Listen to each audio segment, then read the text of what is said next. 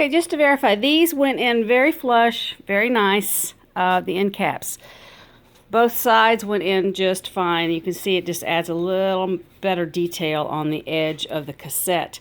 Yes, I'm still obsessing about that little spot. Don't know why it's there. It came that way, but I'm going to see if I can get it off. If not, you know what? Life's not perfect.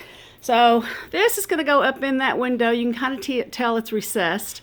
You can see in the top corners there, that's where the old mini blinds mount was, and obviously didn't get painted. It's got the old stain on it, but that's okay. This is all going to cover it up. So I'm going to put this up and see how it goes. They recommend that you don't put the end caps on if you're doing an inside mount, which is an inside mount. However, I'll be honest, we've hung inside and outside, and the caps, if they fit, put them on. If they don't, of course you can't, but you have to be, whatever you do, be very, very careful. The edges of these, the aluminum cassettes, before you put the bracket on, obviously.